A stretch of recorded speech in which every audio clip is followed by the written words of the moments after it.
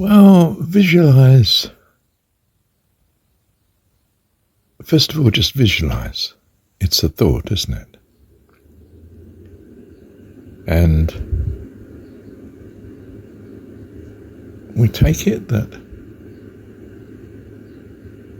we're children of God,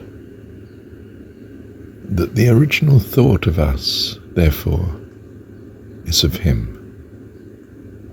from Him, by Him, bringing us into existence. Now, being an eternal God, and us being His children, ideally, in our mind, understanding, we therefore have a self-existence as He has. And we learn this in a mystery, because we're learning from a position of not being, we become. And we think of this that we're in as the creation. So you can visualize starting as matter, what the secular world thinks of as inert matter, but is, well, even superficially is incredibly charged with energy, as we see it from our rather primitive science and analysis. And from what we think of as inert matter, plants gain their particular complexity and substance.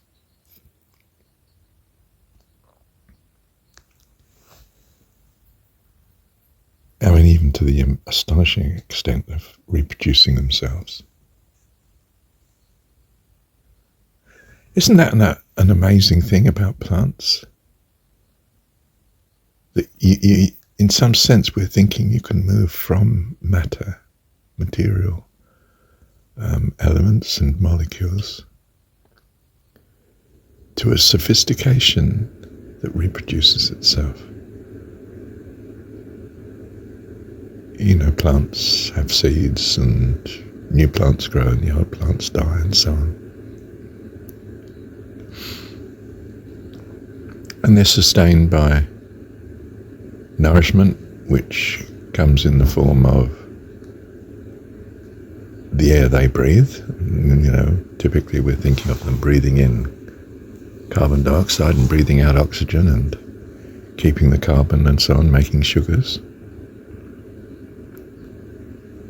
And then, astonishingly, there's even more sophisticated level of life than plants, which feeds off the oxygen that they breathe out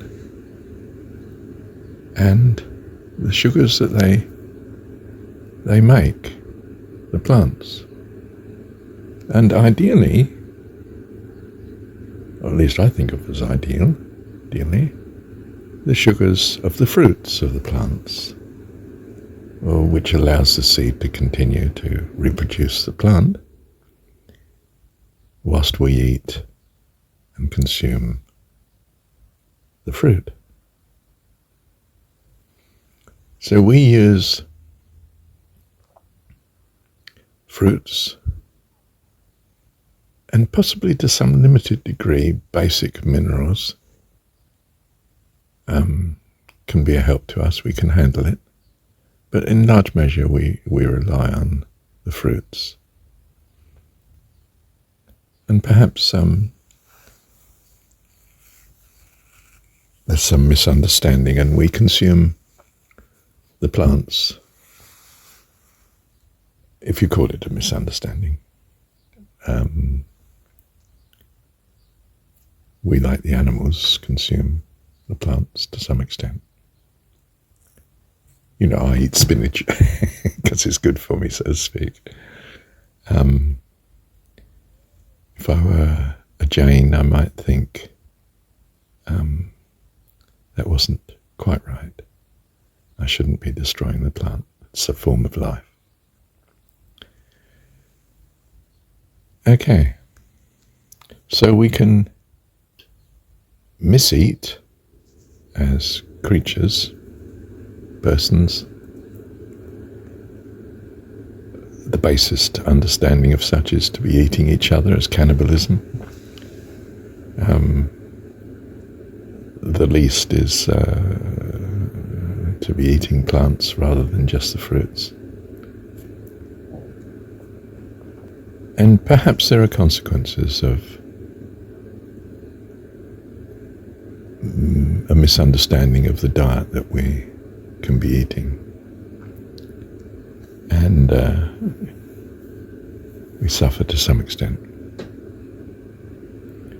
Like, for instance, eating far too much fats and sugars, and equally perhaps eating meats and suffering from the, it's not a good idea to eat pork. Jewish culture understands that, doesn't it? Biblically, Old Testament-wise, you shouldn't consume scavengers. Not a good idea. But we don't just support our being on foods. We also drink. You might think ideally water. I don't, but I don't think that's the ideal. I mean, obviously if you drink water, it's best not to drink heavily chlorinated drainage water, You could drink something a bit purer. Rainwater would be rather lovely, wouldn't it? Okay. But water is very low on nourishment, whereas fruit juices are very high. So there can be a level of sustaining life in terms of liquids, and of course in air too. The air you breathe. I mean, if you leave the windows shut and you're in a small room and you don't get enough air, and lack of oxygen, and it's not a very healthy atmosphere to be breathing. At the other extreme, perhaps you considered something like Kriya breathing, which seems to wonderfully oxygenate the body. I mean, assuming you've got fresh air coming into the room, but and so forth. So again, we can be sustaining life through that medium as well, or we can be wrecking it by choking ourselves with fumes and, if you like, smoking tobacco and so on,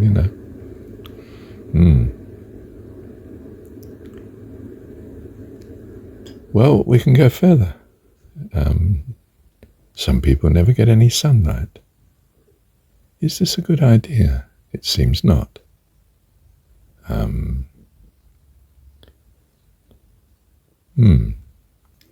Apparently the sunlight helps to help produce our vitamin D from our cholesterol in the skin and so on. And may be helpful in many other ways, the immune system generally. So sunlight too contributes to life. Now, at any one stage,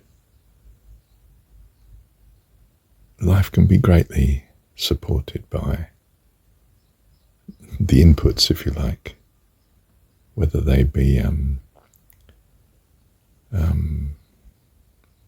fruits, that sort of food, or fresh air, or sunlight. Whether you could live just on breathing alone,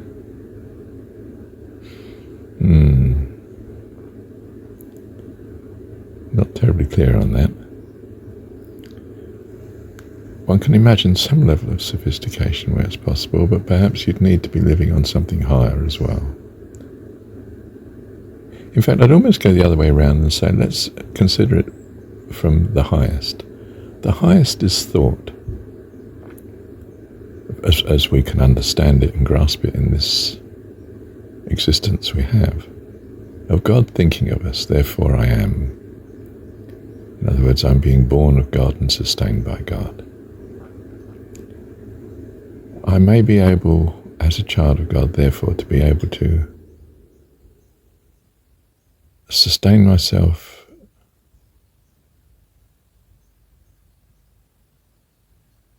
by my own awareness of such, now that I exist because of Him. But that sort of detachment from Him looks problematic to me. Not happy about that. I don't mean some wrong dependence, but to recognize that I need an environment to be in, and He provides it. Whether I'm able to provide it myself, well, not clear as a child.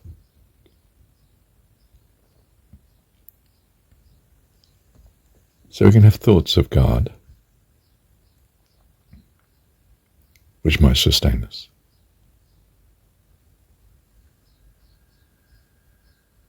In a pure way.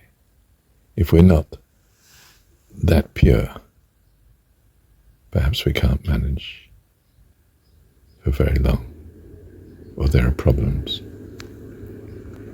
I might do much towards my maintenance of life by prayer, meditation, thinking of God. And in some sense, in a sophisticated way, that might mean I don't need much of the coarser forms of maintenance and support. On the other hand, I might focus on sunlight, sunbathing, air, Kriya-type breathing, say, fresh air and so on. Or I might, at another level, come down to food. I might be vegetarian, or better, fruitarian, as I understand it.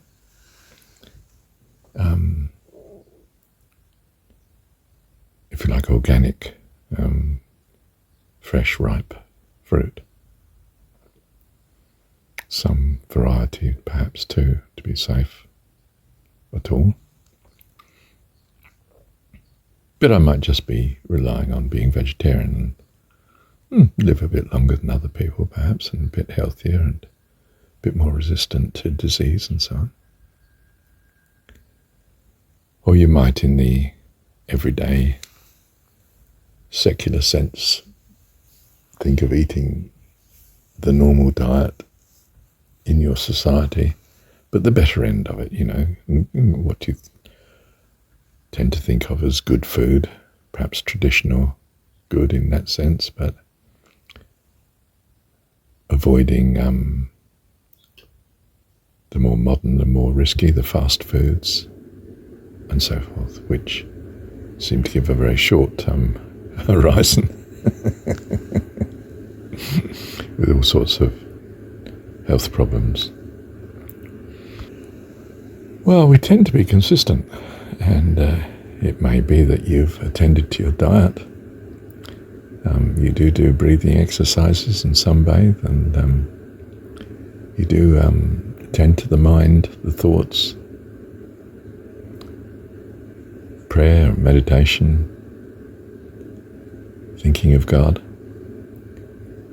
You may be chipping away on all fronts, and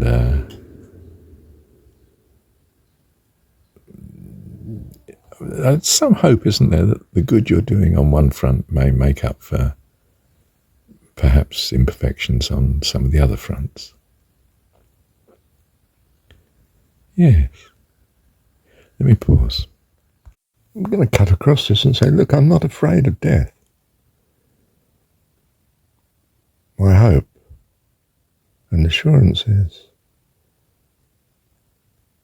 God and his loving kindness. I live because of him.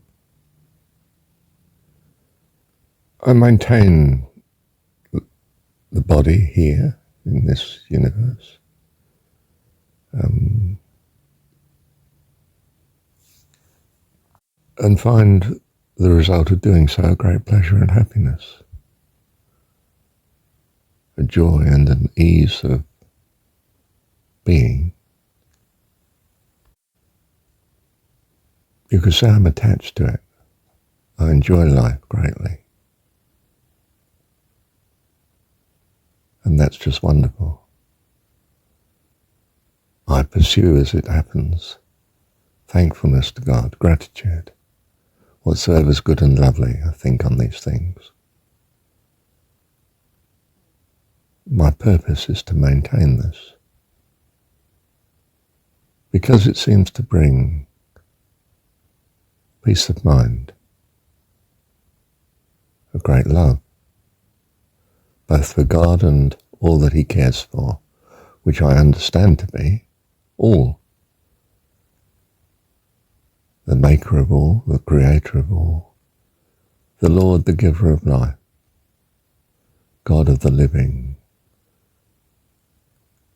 God, but more importantly, our Dad, our dearest loving friend.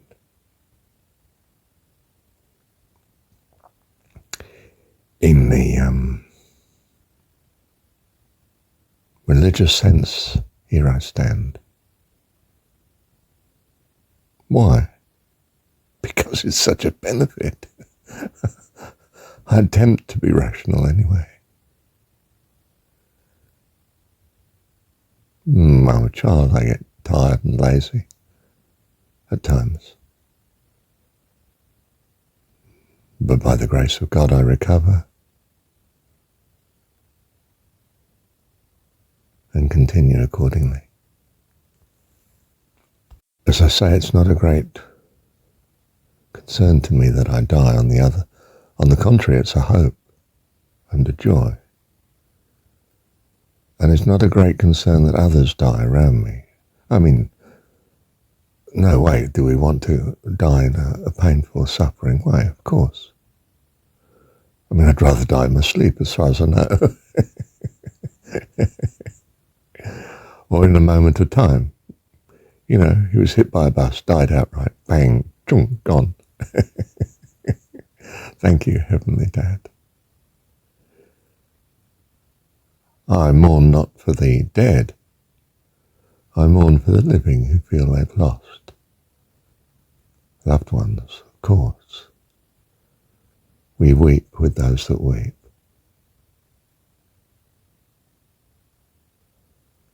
Because we don't like loneliness and isolation. Of course not. We love family and the love of God.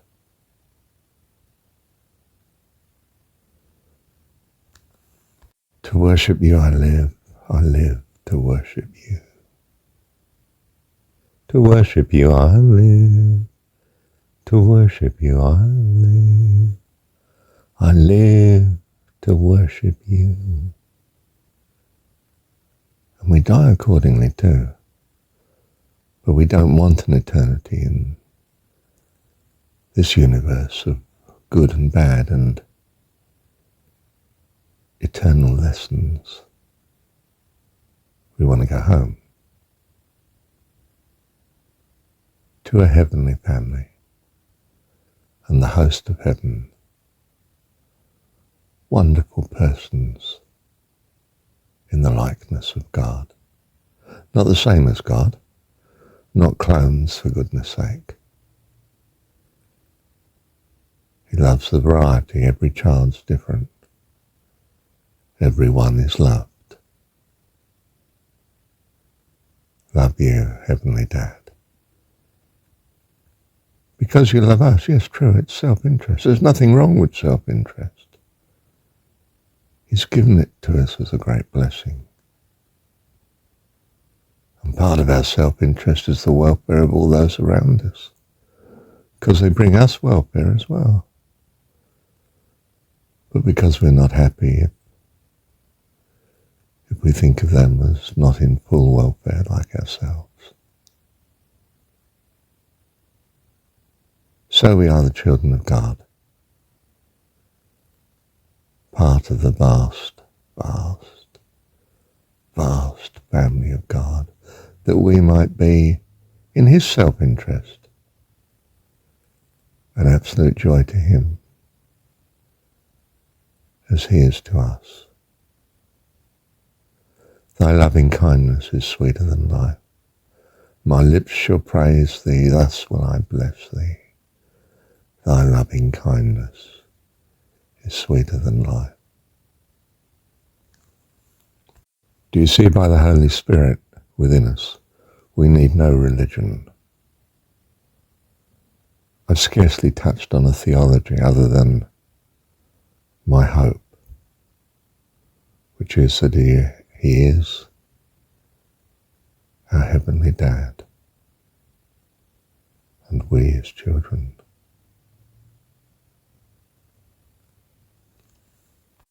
This is the true gospel as I see it.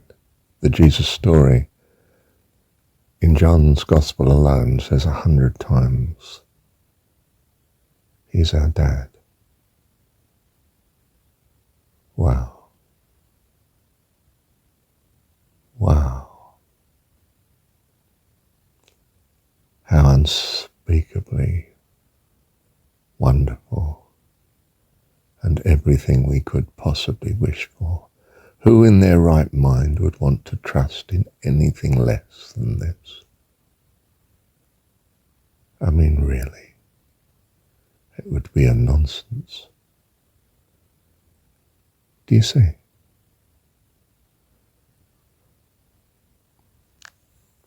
Why do I call no man teacher? You know, why should you not call me teacher? Because God is infinitely greater. Who in their right mind would be taught by man when you could have the Holy Spirit, who speaks only of the Father?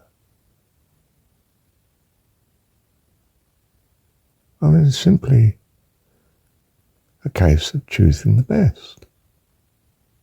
Why trust in anything else?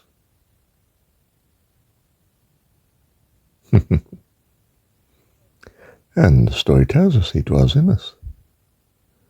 You could say, well, you're being religious now, Marshall. Yes, I suppose I am. Perhaps this is the culture I'm brought up in. Perhaps other religions have something of it too. Perhaps they don't. Perhaps some are, I don't want to be unkind, but quite inferior religions compared to others. But perhaps God knows all about that. And in his loving kindness has given them a religion that's appropriate to something wonderful that he is making. Why do I tend to think this? Because I love to think of him as a perfect God that loves all his creation. All. Why would I want to trust anything less than this?